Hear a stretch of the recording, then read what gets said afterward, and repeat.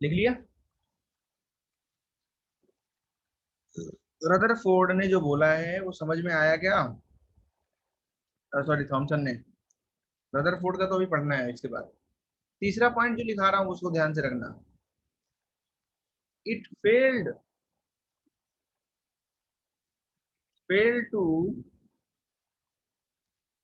explain the stability of an atom.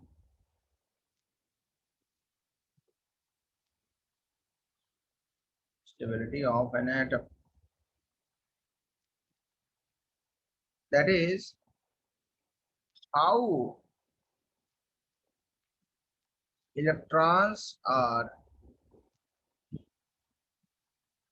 held by positively charged particles. देखो ये model क्यों गलत है, देखो यहीं पे दिखा देता हूँ। अगर पॉजिटिव चार्ज यहाँ पे है तो क्या आपस में रिपेल नहीं करेगा क्या, बताओ? उसके बारे में कुछ तो बोलना चाहिए था। ऐसा ऐसा मॉडल है ना ये, ऐसा वाला देखो, like this. Through out positive charge है।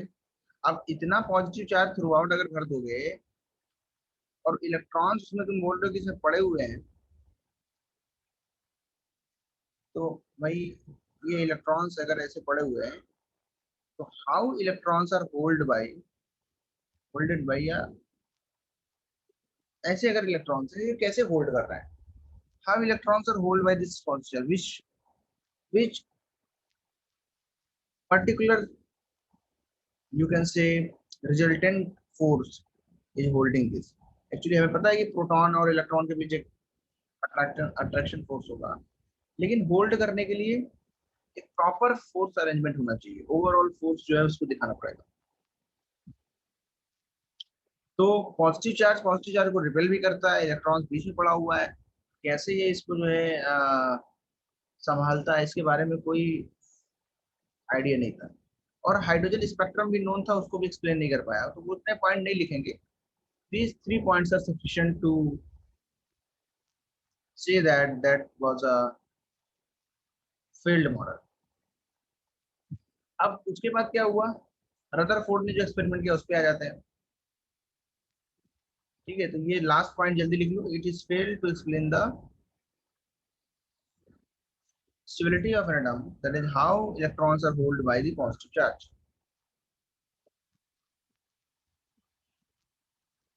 अब हम लोग पढ़ने जा रहे हैं बहुत बहुत ज्यादा इंपॉर्टेंट,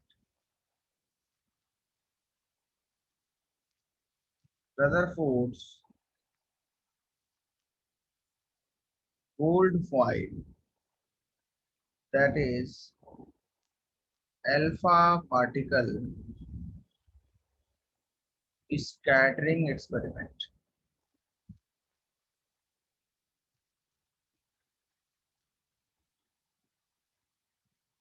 ओके, तो रदरफोर्ड जी ने क्या किया, थॉमसन के अंडर में ही काम करते थे। थॉमसन को तो बताया नहीं इन्होंने कि मैं तुम्हारे मॉडल को नहीं मानता हूँ, अपना मैं एक्सपेरिमेंट करने जा रहा हूँ। समझ रहे हो? बिना बताए ही इन्होंने खुद से एक्सपेरिमेंट कर डाला।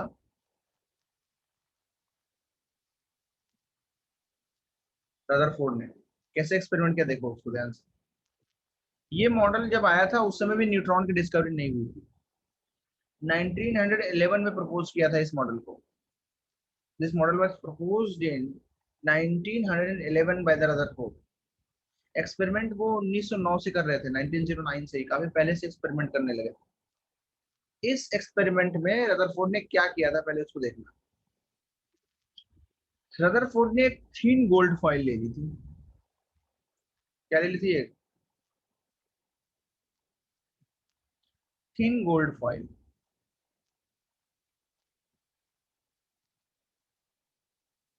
रदरफोर्ड ने क्या लिया है? थिन गोल्ड फॉइल ले ली।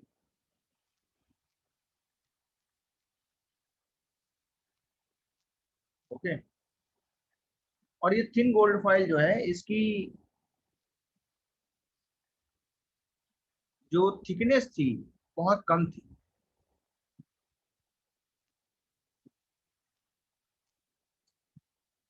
अगर थिकनेस कम होगी उससे क्या होगा, जो एटम्स हैं वो मिनिमम रहेंगे जब अल्फा पार्टिकल उनसे पास करेंगे।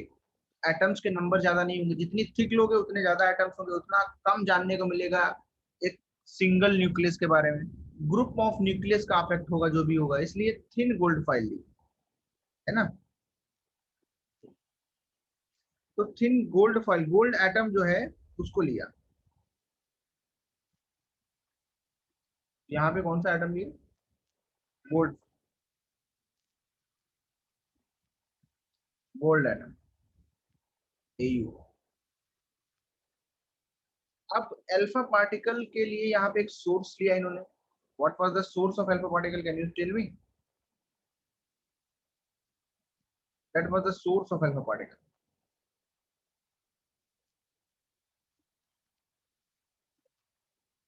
This was the source material.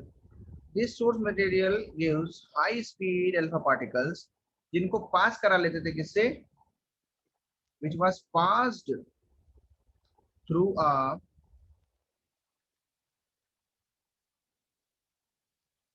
which was passed through a lead grid। Lead की यहाँ पे ग्रिड लगा दी, उसके थ्रू पास करते, ताकि जो रेडिएशन है वो ज्यादा ना पड़े, सीधा सीधा जो है पार करके निकल जाए। या इसको तुम ऐसे ही बना सकते हो, छोटी सी यहाँ पे एक पट्टी बना लो लाइक दिस, और यहाँ से ऐसे निकल गया। अब ये अल्फा पार्टिकल जब इस गोल्ड फाइल पे पड़ेगा तो उसके आगे जाने पे क्या होगा उसको देखना है हमें। इसको देखने के लिए हमें क्या चाहिए, एक स्क्रीन चाहिए। और वो स्क्रीन जो इन्होंने ली थी वो किसकी ली थी, जो मैंने तुमको शुरू में पढ़ाया था, जिंक सल्फाइड। किसकी स्क्रीन ली थी, जिंक सर सल्फाइड। क्योंकि वो ईच टाइम हिट करता है तो वो ग्लो होता है थोड़ी देर के लिए। हाँ, बिकॉज अगर ग्लो नहीं होगा तो पता नहीं चल पाएगा ना क्या चीज आ रहा है क्या नहीं आ रहा है। तो ग्लो होना बड़ा इंपॉर्टेंट है यहाँ पे, लाइक दिस। और जो अल्फा पार्टिकल्स इससे क्रॉस हो रहे थे, मैक्सिमम अल्फा पार्टिकल्स तो सीधे निकल रहे थे इस बीम से, सीधे यहाँ पे ग्लो हो रहा था उनका, मैक्सिमम अल्फा पार्टिकल्स। तो ये बीम क्या है, बहुत पतली सी बीम है, लेकिन there are lot of alpha particles in this beam. This beam is giving us alpha particles. और ये बिल्कुल अल्फा पार्टिकल इस स्मॉल होल से पास होके जा रहे थे, ताकि जो है एक डायरेक्ट लाइन में जाए और हमें करेक्ट उसका जो है रिप्रेजेंटेशन मिल सके। तो यहाँ से इसको बहुत ही स्ट्रेट लाइन में इस गोल्ड फाइल से पास कर रहे थे। अच्छा, पार होने के बाद क्या हो रहा था, कई अल्फा पार्टिकल्स बिल्कुल सीधे जाते थे, कोई भी डिफ्लेक्शन नहीं। जिंक सल्फाइड की ये फ्लोरोसेंट स्क्रीन ले ली, किसकी स्क्रीन ले लिए, fluorescent screen of zinc sulphide. ये हमारे पास क्या है, alpha particle source. Alpha particle source क्या लिया था, radon gas. Radon is a radioactive material which decay into thorium and gives alpha particle। ठीक है, इतना याद रखना। अब आगे क्या हुआ, रेडॉन डिके इनटू पोलोनियम, ये भी रिएक्शन में लिखा दूंगा आगे चल के, और उसको देख लेना। अब मुझे इतना बताओ, ये जो डिके हो रहा है, इस डिके के बाद में आगे क्या होगा, अल्फा पार्टिकल सर निकलेंगे, अल्फा अल्फा पार्टिकल। पार्टिकल्स आएंगे सर, यही टेलीविजन में भी यूज होता है ना, इलेक्ट्रॉन गन्स। हाँ, इलेक्ट्रॉन गन्स जो है वो तो इलेक्ट्रॉन पार्टिकल्स है यहाँ पे, लेकिन क्या है कि अल्फा पार्टिकल्स है। अल्फा पार्टिकल्स गोल्ड फाइल के लिए यूज किए, क्यों यूज किए, क्योंकि अल्फा पार्टिकल कैसे चार्ज है, बोलो। Sir positive. पॉजिटिव। तो यही तो इन्हें देखना था ना, पॉजिटिव चार्ज इसलिए। अब आगे क्या होगा, कुछ अल्फा पार्टिकल्स ऐसे हैं जो यहाँ पे आने के बाद में, इस पे पढ़ने के बाद में हल्का सा डेविएट हुए, स्मॉल एंगल से डेविएट हुए, theta is less than 90 degree. कुछ अल्फा पार्टिकल्स इस एंगल से थोड़ा ज्यादा डेविएट हुए, like this. There are some alpha particles जो और भी ज्यादा डेविएट हुए, ठीक है, लाइक दिस।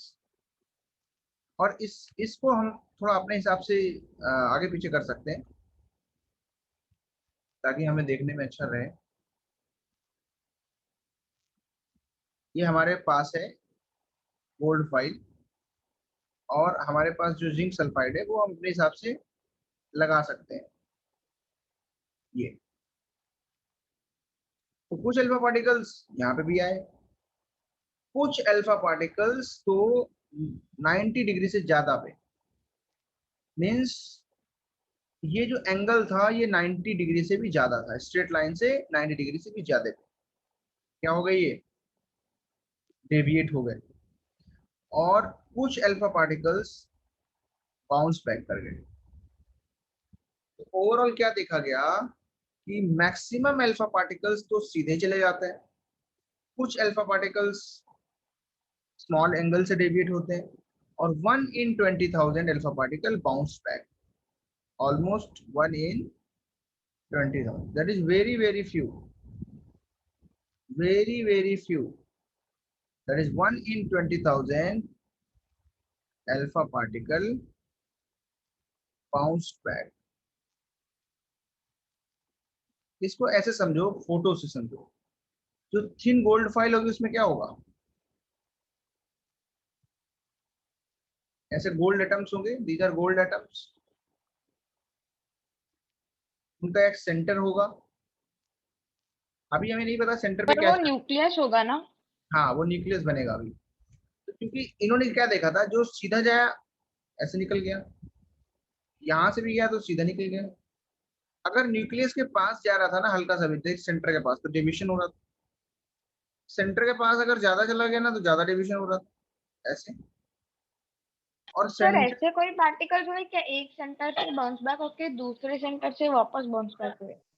हाँ एक से बाउंस बैक हुआ तो फिर वो क्या होगा, वो बाहर आ जाएगा। इतनी थिन, इसीलिए थिन ली थी ना, थिन क्यों ली थी, ओके। ताकि इसमें ज्यादा एटम्स आगे पीछे ना हो पाए, है ना ऐसा। मान लो 2 लेयर है या 3 लेयर है, जैसे एक गोल्ड एटम है, ये लेयर है, एक दूसरी लेयर मान लो यहाँ पे, और तीसरी लेयर मान लो यहाँ पे, मतलब ज्यादा नहीं है। तो ऐसा हो गया कि मान लो एक यहाँ से निकला, लेकिन आगे एटम्स के न्यूक्लियस पड़ रहा है, तो वो भी क्या होगा, बाउंस बैक कर जाएगा। इसीलिए थिन से थिन लिया इन्होंने। थिन लेने से क्या होगा, जो डिस्टरबेंस है वो नहीं आएगा एक दूसरे में। तो देख रहे हो यहाँ पे, अगर ये वाला अल्फा पार्टिकल ऐसे निकल गया, ये वाला अल्फा पार्टिकल ऐसे निकल गया, there are some alpha particles which bounced back. ये वाला क्या हो रहा है, बाउंस बैक। हमने क्या देखा कि अल्फा पार्टिकल्स पॉजिटिवली चार्ज्ड हैं। कैसे चार्ज हैं, पॉजिटिवली चार्ज। और सेंटर के आसपास आने पे ये ज्यादा डेविएट हो रहे हैं। इसका मतलब सेंटर में कैसा चार्ज होना चाहिए, पॉजिटिव। Sir negative. क्योंकि नहीं सॉरी पॉजिटिव। रिपेल हो रहे हैं ना, तो इसीलिए कैसे चार्ज होने चाहिए, पॉजिटिव चार्ज। पॉजिटिव। हाँ। और अल्फा पार्टिकल्स +2 चार्ज रखते हैं। अल्फा पार्टिकल्स का मास भी अच्छा खासा है। तो यहाँ पे आज जब वो निकलते हैं तो विदाउट डिविजन निकलते हैं। और पॉजिटिव चार्ज जो है, अगर वो चार्ज है तो मास भी होगा। इसका मतलब जो इलेक्ट्रॉन्स हैं वो न्यूक्लियस के अंदर नहीं है, वो न्यूक्लियस के बाहर है। तो रदरफोर्ड ने क्या बोला कि मीन्स इलेक्ट्रॉन्स जो हैं वो अराउंड द न्यूक्लियस है और वो सर्कुलर पाथ में घूम रहे हैं। अल्फा पार्टिकल जो है उस पर पॉजिटिव चार्ज था, न्यूक्लियस पे भी पॉजिटिव चार्ज है, इसलिए वो उसको रिपेल करता है। जब भी न्यूक्लियस के पास जाता है अल्फा पार्टिकल, तो चूंकि न्यूक्लियस पॉजिटिव चार्ज है तो ये इसको धक्का दे देता है, रिपेल कर देता है। अगर थोड़ा ज्यादा दूर होता है तो कम रिपेल करता है, बहुत दूर होता है तो सीधा निकल जाता है, बिल्कुल सामने आ जाता है तो बाउंस बैक कर देता है। you know that was the observations, and on that observations Rutherford gives the postulates। सबसे पहले हम लिखेंगे ऑब्जर्वेशंस क्या थे।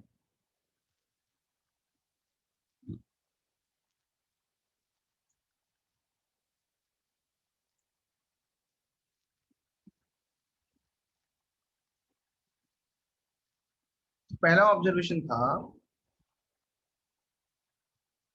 कि maximum alpha particles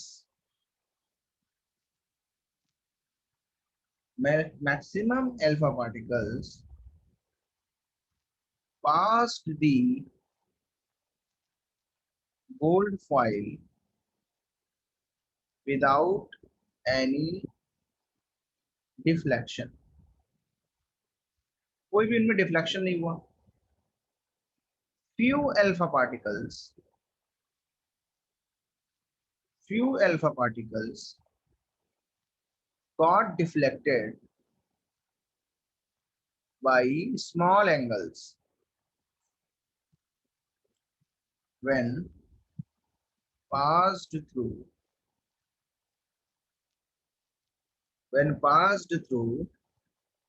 gold foil. तीसरा क्या है? very few alpha particles got deflected by small angles में यहाँ पे लिख लेना less than 90. सर एक्यूट लिखे क्या? सर तो हाँ, एक्यूट लिख सकते हैं ना? एक्यूट ऑब्ट्यूज लिख सकते हो, it's up to you. Less than 90 लिख लो, वो भी अच्छी है ना. got deflected by large angles that is greater than 90 degree when passed through gold foil. सारा ऊपर दिखा चुका हूँ, सिर्फ लिखना ही तो है अब. ये सुनो, सारे फोटो तो दिखा दी ना ऊपर. Yes sir. very few alpha particles, that is 1 in 20,000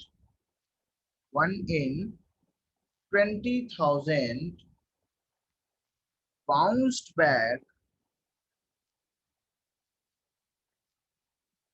back after collision with या after reaching gold file. Actual तो कोलिजन नहीं हो पाता एक्चुअली, वहां पे पहले ही रिपेल कर देता है. After reaching gold file, after जैसे ही गोल्ड फाइल के पास पहुंचा तो 1 in 20,000 बाउंस बैक कर गए. ये ऑब्जर्वेशंस थे. इन ऑब्जर्वेशंस को जल्दी से नोट करें. तो मैं इनके बेसिस पे बता देता हूँ व्हाट वाज द पोस्टुलेट्स, क्या आउटकम निकला इन ऑब्जर्वेशंस. इतना ही दिखा है, इतने देख के तुम्हें कॉन्सेप्ट बनाना है. तुम्हें जो दिखेगा गोल्ड फाइल एक्सपेरिमेंट से सिर्फ इतना ही दिखेगा, इसके अलावा कुछ भी नहीं दिखता है. Now it's up to you, it's your common sense what to estimate from this. तो रदरफोर्ड का कॉमन सेंस बहुत अच्छा था, है ना. वो तो रिसर्च भी करते थे इसी सब चीजों पे, उन्होंने प्रोटॉन की डिस्कवरी भी करी थी. उन्होंने सीधा दिमाग लगाया, बोल दिया कि भाई एटम जो है उसका मैक्सिमम पार्ट हॉलो है, एम्प्टी है.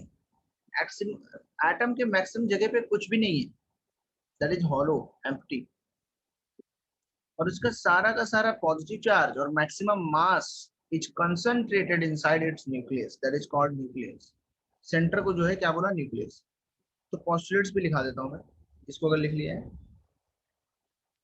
आउटकम्स और आउटकम्स के बेसिस पे जो पोस्टुलेट्स दिए पढ़ लेते हैं.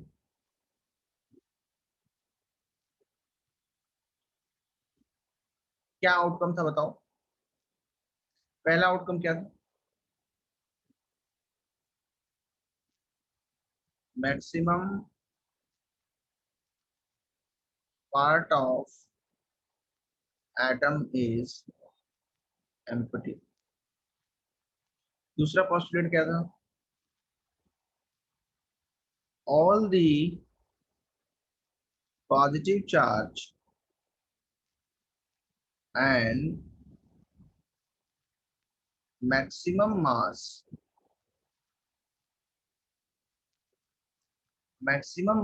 of atom is concentrated inside its center. क्या नाम दिया सेंटर को? सेंटर को नाम क्या दिया था? Nucleus. Which is called nucleus. फिर क्या दिया? Electrons are revolving around the nucleus in circular paths. Sir मेरी क्या बोला उनको? पाथ को? सर ऑर्बिट बोला। हाँ, which are called orbits. जिन सर्कुलर पाथ्स में घूमते हैं उन सर्कुलर पाथ्स को नाम क्या दिया था? उन सर्कुलर पाथ्स को ऑर्बिट नाम दिया गया। सिंपल सी चीज है, बहुत आसान है। ये सब रदरफोर्ड ने किया है।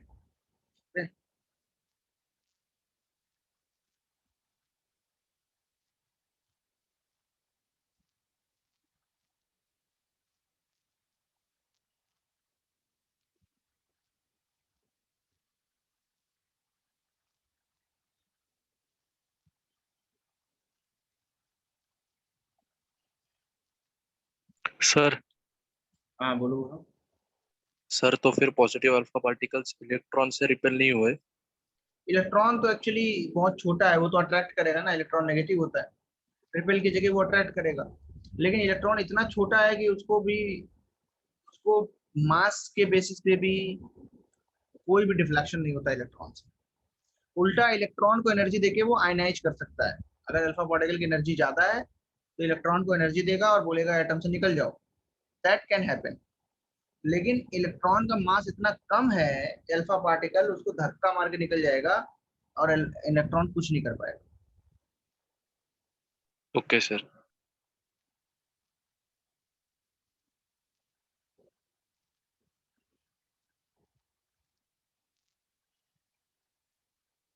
ओके, तो ये मॉडल में क्या क्या हमने सीख लिया? मैक्सिमम पार्ट एम्प्टी है, all the positive charge in maximum mass में है। सर तो हम बता सकते हैं क्या कि रुदरफोर्ड ने मतलब एक फाइंडिंग से पूरे एटम के बहुत सारी चीजें ढूंढ ली है? हाँ,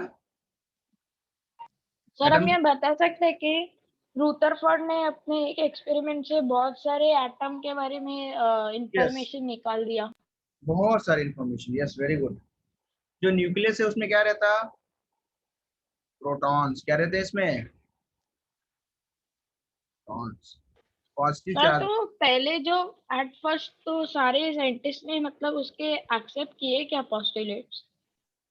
हाँ, सबने एक्सेप्ट किया, लेकिन थोड़ी बहुत कमियां उसमें थी, वो ड्रॉबैक्स दिखाएंगे अभी। सब कुछ सही है, बट क्योंकि that was the chronological part, the things were going on. Neutron की डिस्कवरी नहीं हुई थी ना बच्चे उस समय। Yes sir. तो फिर वही बात है, जो जो चीज नहीं आई उसके बेसिस पे वो लैकिंग करते थे। क्या ड्रॉबैक्स थे बताएंगे अभी। सबसे पहले जो ये देख लो कि प्रोटॉन यहाँ है, इलेक्ट्रॉन जो है वो रिवॉल्व कर रहा है इसके चारों तरफ, like this। कहीं पे भी रिवॉल्व कर सकता है, like this, like this। हाँ, दूर भी कर सकता है, पास भी कर सकता है। ऐसा कुछ नहीं उन्होंने कहाँ पे करेगा, सिर्फ बोला कि सर्कुलर पाथ में करेगा, डिस्टेंस नहीं बताई। ये नहीं बताया कितनी दूर करेगा, यहाँ पे भी कर सकता है, यहाँ पे भी कर सकता है। ये अलग अलग रेडियस आ सकती है, R1, R2, R3, है ना, डिफरेंट डिफरेंट रेडियस पे कर सकता है। These are electrons.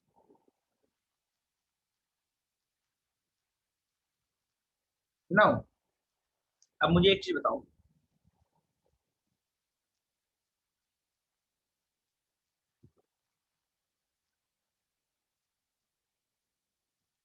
ये पहले बताओ, तीनों पॉइंट लिख लिए?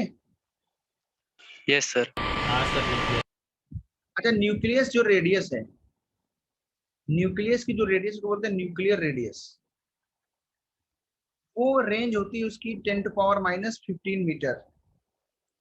इसको बोलते हैं fermi, 1 fermi. 10⁻⁻15 metre equal to 1 fermi. और जो एटम की रेडियस होती है मतलब एटम का जो साइज होता है उसकी रेंज होती है 10⁻⁻10 मीटर, दैट इज 1 एंगस्ट्रॉम। तो इनमें कितना ज्यादा डिफरेंस देखना, atomic radius upon nuclear radius कितना आएगा बताओ। 10⁻⁻5। मतलब atomic radius is 10⁻⁵ times nuclear radius.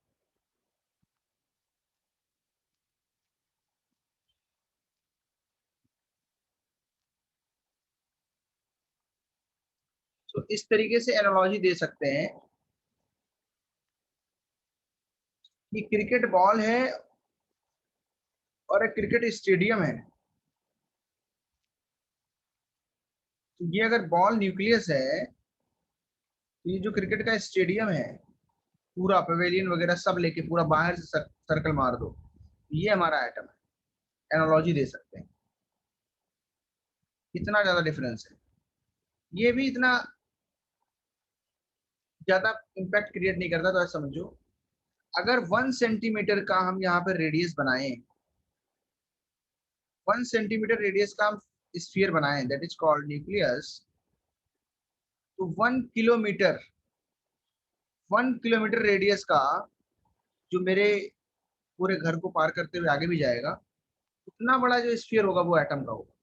समझ रहे हो कितना ज्यादा डिफरेंस है। 1 किलोमीटर दूर पे एक स्फीयर बनाओ, वो स्फीयर एटम है, इतना छोटा nucleus. Now you can understand how is the difference between the nucleus and atom. आया समझ में। ये एनालॉजी है, 1 किलोमीटर का तो नहीं होता है, 10⁻⁻10 मीटर का होता है, ये एक्चुअल रीडिंग है। समझने के लिए बता रहा हूँ डिफरेंस कितना ज्यादा है। Can you understand the difference between nucleus and atom. Nucleus कितना छोटा है और एटम कितना बड़ा है, इस चीज को समझो। 1 किलोमीटर रेडियस का स्फीयर में उसके सेंटर पे अगर 1 सेंटीमीटर क्यूब, 1 सेंटीमीटर रेडियस का, 1 सेंटीमीटर रेडियस का सॉरी, अगर हम एक स्फीयर रख दें वो न्यूक्लियस होगा। तो क्रिकेट स्टेडियम तो 1 किलोमीटर का नहीं होता है। वो एनालॉजी उतनी करेक्ट नहीं है, बस समझने के लिए अच्छी है। इतना बड़ा स्टेडियम होता है, ग्राउंड के बाहर भी बता रहा हूँ मैं, सिर्फ ग्राउंड की बात ही नहीं कर रहा हूँ, पूरा सर्कुलर स्टेडियम वगैरह ले लो बाहर से, और उसके बीच में जाकर के क्रिकेट की बॉल रख दो छोटी सी, और भी छोटी बॉल हो वो भी रख दो तुम, है ना। तुम टेबल टेनिस की बॉल भी रखते हो छोटी, उससे कंपेयर करो तो इतना ही बड़ा साइज का। ठीक है, ये चीज होती है इसमें।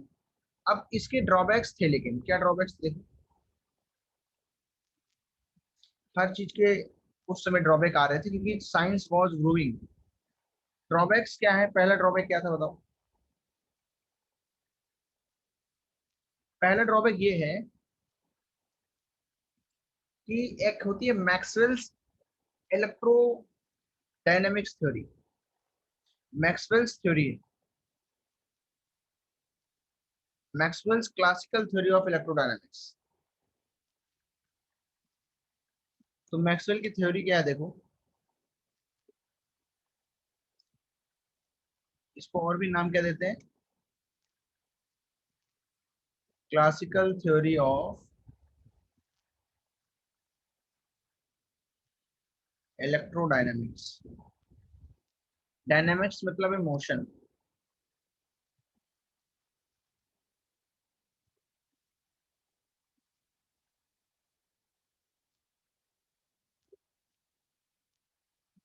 क्लासिकल थ्योरी ऑफ इलेक्ट्रोडायनेमिक्स, तो क्या लिखेंगे,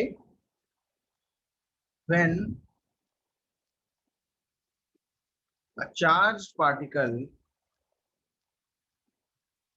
accelerates, then it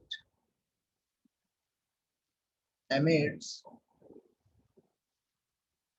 energy, continuously emit करता है in the form of radiation। That is photons. अगर विजिबल लाइट के अंदर है तो उनको स्पेसिफिकली केमिस्ट्री में फोटॉन्स बोलते हैं। बाकी कोई भी रेडिएशन है तो उसको क्वांटा बोलते हैं, बट आजकल जनरलाइज करके फोटॉन्स ही बोल सकते हो, कोई बात नहीं। रेडिएशन वो एमिट करेगा तो उसकी एनर्जी धीरे धीरे लूज हो जाएगी। अगर that was a proven theory, इसके प्रूफ थे, we have proofs for this theory. किसी भी चार्ज पार्टिकल को अगर एक्सीलरेट करो तो उसकी एनर्जी धीरे धीरे घट जाती है। अकॉर्डिंग टू दिस थ्योरी अगर मैं इसको रदरफोर्ड मॉडल पे लगाऊं तो इलेक्ट्रॉन एक्सेलरेट कर रहा है यहाँ पे, बिकॉज उसकी वेलोसिटी टाइम के साथ चेंज हो रही है। और अगर उसकी वेलोसिटी टाइम के साथ में क्या हो रही है, चेंज हो रही है, तो इलेक्ट्रॉन आगे बढ़ेगा, धीरे धीरे इलेक्ट्रॉन अपनी एनर्जी क्या करेगा, लूज करेगा। तो ये सर्किल जो है, ये जो कंप्लीट बनाया हुआ नहीं, that is not possible actually. हर बार क्या होगा, उसका जो एक चक्कर के बाद में वो एनर्जी लूज कर रहा है, जो कि क्या कर रहा है वो, यहाँ से एनर्जी लूज करना चाहिए अकॉर्डिंग टू दिस कॉन्सेप्ट, करना चाहिए, करता तो नहीं एक्चुअली। हर बार में इसका सर्किल छोटा हो जाएगा। जो उसका रोटेशन का हमारे पास डायग्राम है वो कुछ इस तरीके का आएगा। फाइनली वो एटम न्यूक्लियस में ही गिर जाएगा, फाइनली वो एटम के न्यूक्लियस में ही गिर जाएगा। यस यस अर्जुन, रदरफोर्ड का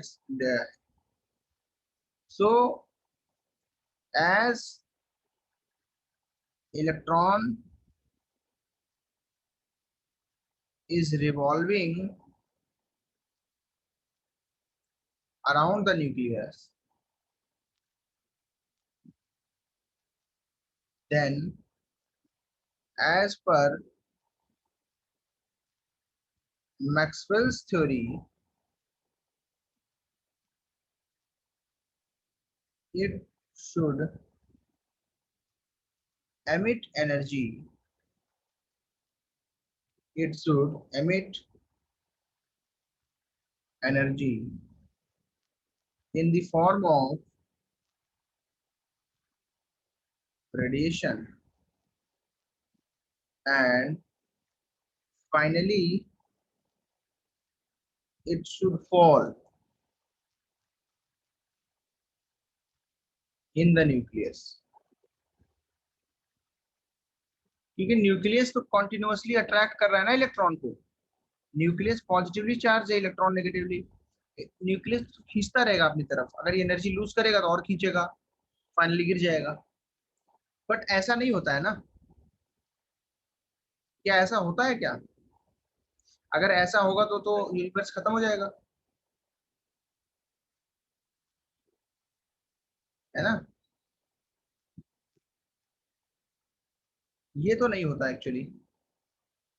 means Rutherford stability of atom को समझा नहीं पाए। मींस रदरफोर्ड मॉडल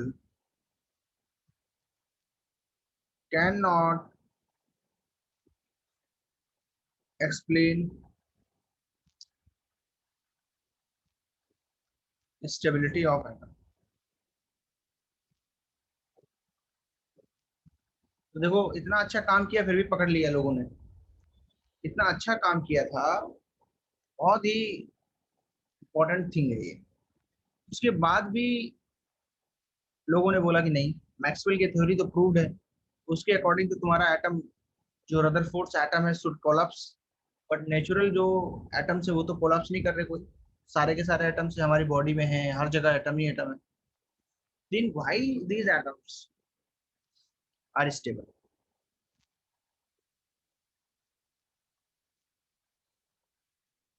दूसरा जो इसके पीछे रीजन है वो क्या था, it can not explain the hydrogen spectrum, या और भी स्पेक्ट्रम गैसेस के एक्सप्लेन नहीं कर पाया। हाइड्रोजन स्पेक्ट्रम में क्या होता है, 3 विजिबल लाइंस होती हैं, वो इलेक्ट्रॉनिक ट्रांजिशन से आती हैं। इलेक्ट्रॉन जब ट्रांजिट करता है ना एक मान लो इलेक्ट्रॉन यहाँ पे घूम रहा है, रदरफोर्ड जैसे बता रहे थे, मान लो रदरफोर्ड की मान ले, ये तो मैक्सवेल के थ्रू है। इलेक्ट्रॉन अगर यहाँ से ऊपर जाएगा ना तो एनर्जी एब्जॉर्ब करेगा, और वापस जब नीचे आएगा ग्राउंड में तो एनर्जी रिलीज करेगा, और जो एनर्जी रिलीज करता है वो फोटॉन्स के फॉर्म में होता है, बहुत बार लाइट के फॉर्म में होता है। तो according to Rutherford all type of transitions are possible. Electron can revolve everywhere, so there should be many types of visible light, many types of spectrum. लेकिन हमें हाइड्रोजन स्पेक्ट्रम में सिर्फ 3 विजिबल लाइन मिलती हैं बामर सीरीज में। ये इस chapter में अपकमिंग क्लासेस में पढ़ाया जाएगा, तो समझ में आएगा कि ये क्यों ड्रॉबैक था। तो वहां पे अभी के लिए लिख लो, it is can not explain the hydrogen spectrum.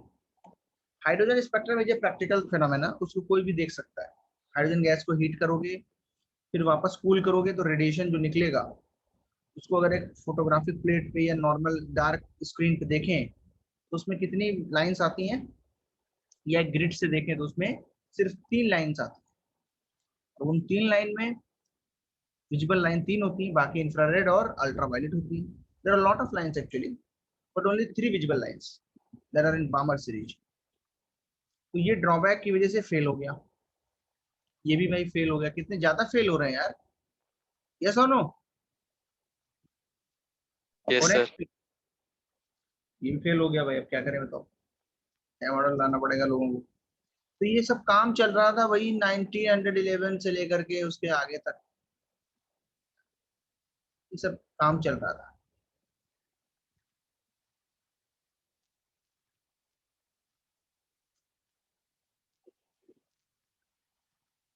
अच्छा, नोट किया ये कि नहीं नोट किया? किया sir.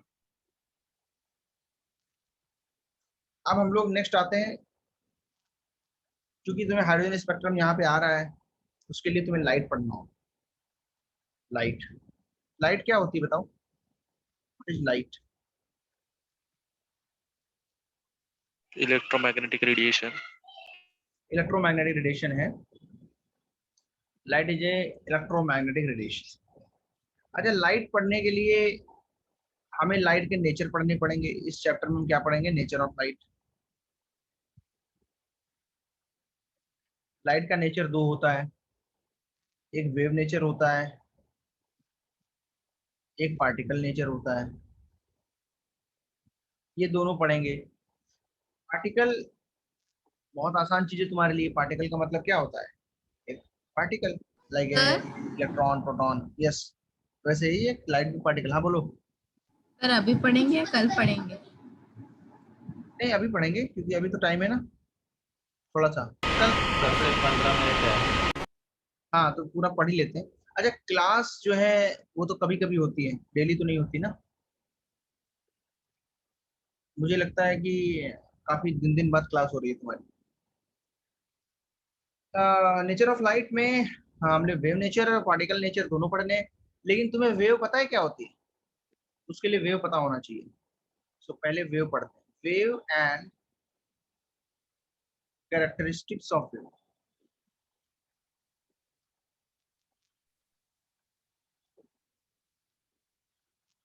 What is a wave? Wave क्या होती है? वेव तुमने देखा होगा ना, पानी जो होता है, पानी, पानी में पत्थर मारो, ये मान लो एक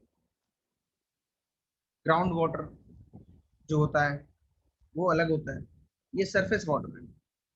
सरफेस पे जो पानी, मान लो कोई लेक है, कोई पॉन्ड है, उसमें एक पत्थर मारा तुमने यहाँ से, तो बताओ पानी में क्या मिलती है तुम्हें? What you observe in the पानी? वेव्स। वेव्स मिलती हैं, रिपल्स बोलते हैं उनको। यस और नो? ऐसे यस वाली, sir. These are the waves. क्या जो तुमने एनर्जी फेंकी थी वो पत्थर के फॉर्म में, वो पत्थर की काइनेटिक एनर्जी बन गई थी, kinetic energy of this stone, और ये यहाँ गया, अपनी एनर्जी ट्रांसफर कर रहा है। अब जो पानी में लहरें हैं, there are ripples are there, these are waves. ये वेव्स इस एनर्जी को आगे फॉरवर्ड कर रही हैं। इनमें एनर्जी है कि नहीं? मान लो एक यहाँ पे लीव पड़ी हुई थी, पत्ता पड़ा हुआ था, leaves are there, dry leaves. तो ये पत्ता को क्या करेगी? आगे बहा के ले जाएगी। यस और no? Yes sir. Can you tell? Yes yes Mridul, उसी पे आ रहा हूँ। The word disturbance is there, okay? उस पे आने के लिए तो समझा रहा हूँ। तो हमने पानी में पत्थर मार के क्या किया? पानी में डिस्टर्बेंस क्रिएट किया, that will carry forward the energy. तो वेव क्या है? Wave is a form of, the wave is a disturbance, directly लिखो, disturbance which carries energy, which carries energy। जैसे रोप, एक डोर था, डोर, उस डोर में यहाँ पे एक रोप बंधी हुई थी और तुम यहाँ पे खड़े हुए थे, है ना?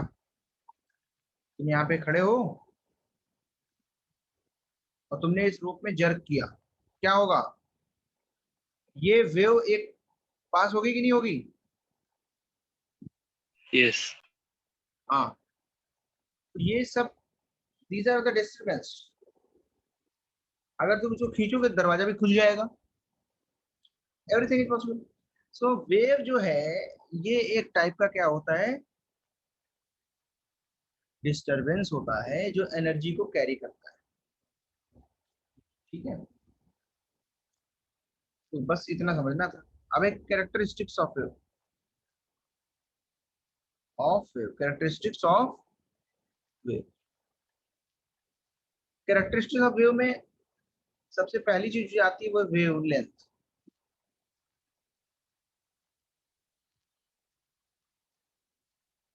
देखो सिंपल वेव बना रहा हूं मैं, simple wave.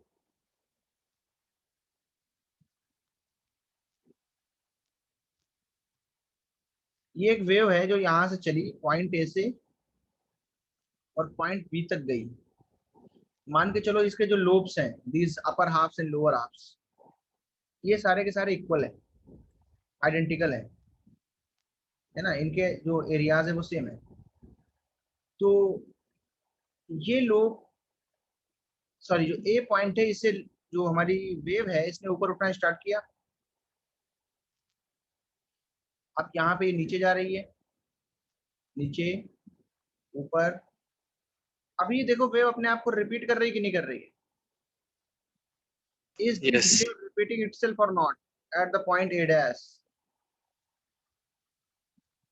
So we can tell that from A to A dash जो वेव है उसने एक साइकिल कंप्लीट कर लिया है। Wave completed its cycle. For example हमारे पास एक पेंडुलम है,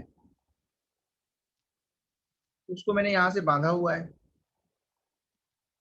और उस पेंडुलम को धक्का दिया इस डायरेक्शन में। तो पहले पेंडुलम किधर जाएगा? इधर जाएगा। हाँ, फिर पेंडुलम क्या आएगा? वापस आएगा, रिटर्न इधर आके जाएगा। Opposite direction. फिर उसके बाद में पेंडुलम इधर आएगा। अब ये वापस रिपीट करेगा कि नहीं खुद को यहाँ पे? तो एक साइकिल कहाँ तक कंप्लीट हुई? एक, इतनी कंप्लीट हुई कि नहीं हुई? जब ये अपने आप को रिपीट करने लगता है तब एक साइकिल कंप्लीट हुई। जब तक ये अपने आप को रिपीट नहीं करता तब तक उसकी साइकिल कंप्लीट नहीं हुई। ये पेंडुलम को मैंने धक्का मारा, इधर गया, फिर वापस आया, वापस आते गया, इधर चला गया, फिर वापस आ रहा है। अभी रिपीट करना स्टार्ट करेगा, पॉइंट 1 to 1 डैश, 1 डैश से रिपीट करेगा ये अपने आप। So you can tell me easily कि जब वेव अपने आप को रिपीट करने लगती है जहां से उसने स्टार्ट किया था, then we call it a completion of cycle. दूसरा तरीका क्या है वेवलेंथ का? देखो, ये जो हाइट है ना, हाइट, मैक्सिमम हाइट, इसको क्या बोलते हैं हम? क्रेस्ट। जैसे कोई पहाड़ में होती क्रेस्ट, चोटी, वैसे इसको बोलते हैं क्रेस्ट। और this one is called trough. ये पढ़ा होगा 9th में। Yes sir. तो दो कॉन्जिक्यूटिव क्रेस्ट के बीच के डिस्टेंस को क्या बोलते हो? एम्पलीट्यूड, एक वेवलेंथ। वेवलेंथ, क्या बोलते हो? Wavelength, wavelength. तो एक साइकिल कंप्लीट हुई, वो भी एक वेवलेंथ है, this is also a wavelength. या दो क्रेस्ट के बीच की दूरी, दिस इज ऑल्सो वेवलेंथ।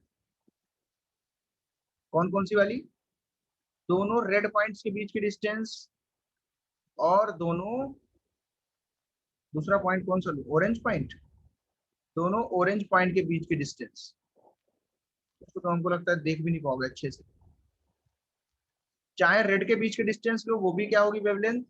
दोनों ऑरेंज के बीच की डिस्टेंस, वो भी क्या होगी? वेवलेंथ। दो कॉन्जिक्यूटिव क्रेस्ट या दो ट्रफ्स भी ले सकते हैं, उनके बीच के डिस्टेंस को भी क्या बोलोगे? वेवलेंथ। वेवलेंथ ही बोलोगे। ध्यान से यहाँ, this is also our wavelength.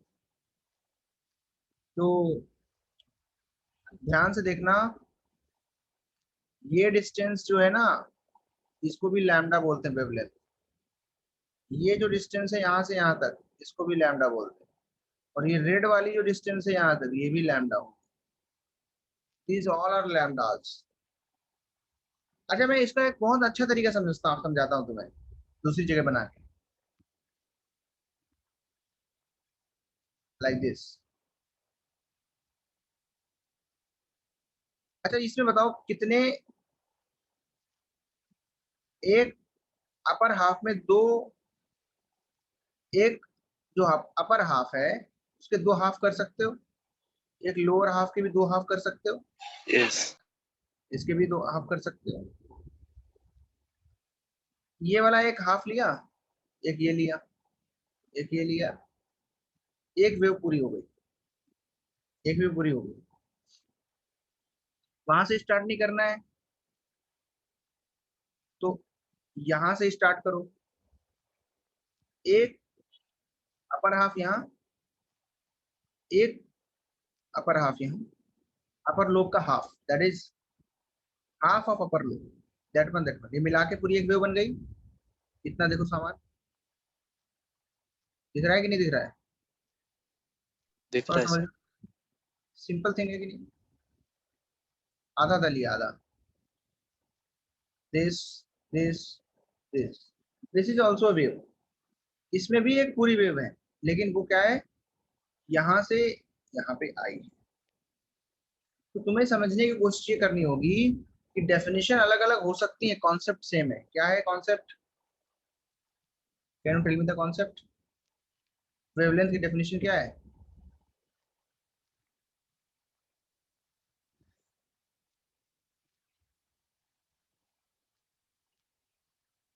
पहली जो डेफिनेशन लिखा रहा हूं उसको लिखना,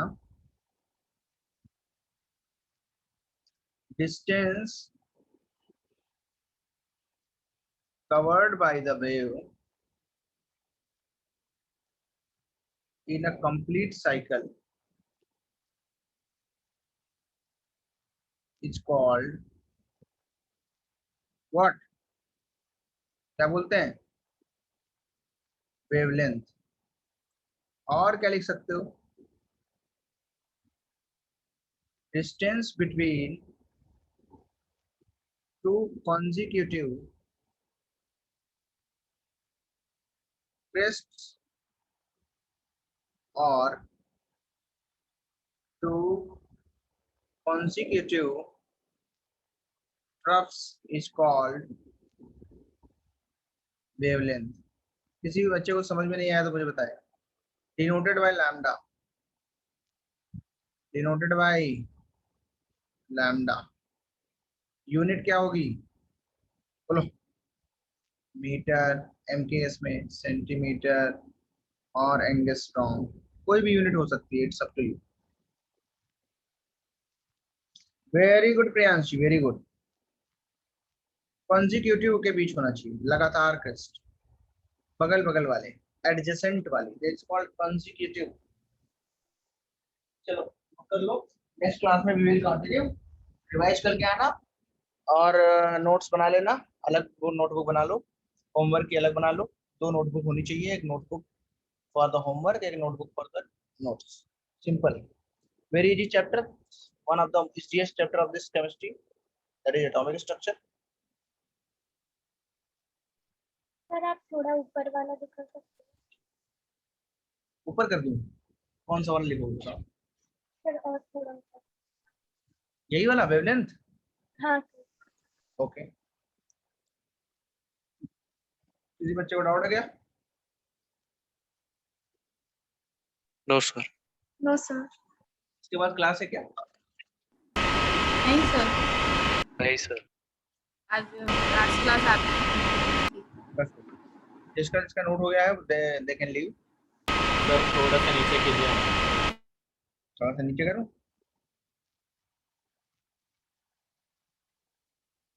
सिंपल सी चीज है वेवलेंथ, कोई बहुत बड़ी चीज नहीं है। एक साइकिल कंप्लीट होने में जो डिस्टेंस कवर होती है उसको वेवलेंथ बोलते हैं। किसी भी तरीके से समझो, क्रेस्ट ट्रफ जो मन में आए वो समझो, आंसर सही आना चाहिए। ओके, लिख गया सबका? अनिरुद्ध पूरी लिख गया तुम्हारा?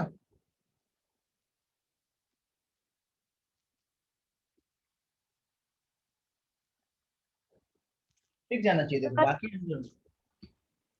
डन। सर हाँ? थोड़ा ऊपर लो ना, ऑब्जर्वेशन इन रुदरफोर्ड एक्सपेरिमेंट में ऐसा लास्ट पॉइंट बचा है। अच्छा अच्छा, ये वाला ऑब्जर्वेशंस वाला? अच्छा, उसके ऊपर का? हाँ sir.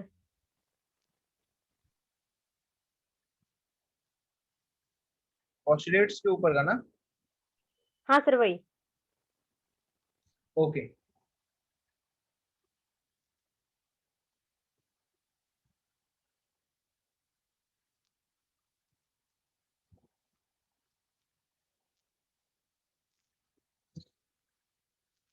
Bye bye Mridul, bye bye. Very good, thank you, keep learning. Bye sir. Bye bye. Thank you sir अच्छा ये, हाँ, जो जो बच्चे लिख रहे हैं वो बता देना जब हो जाए। सर हो गया। ओके, किसी का बचा तो नहीं अभी? एंड कर दें? ओके, चलो bye bye everyone, next class में मिलते हैं। Bye sir. Bye.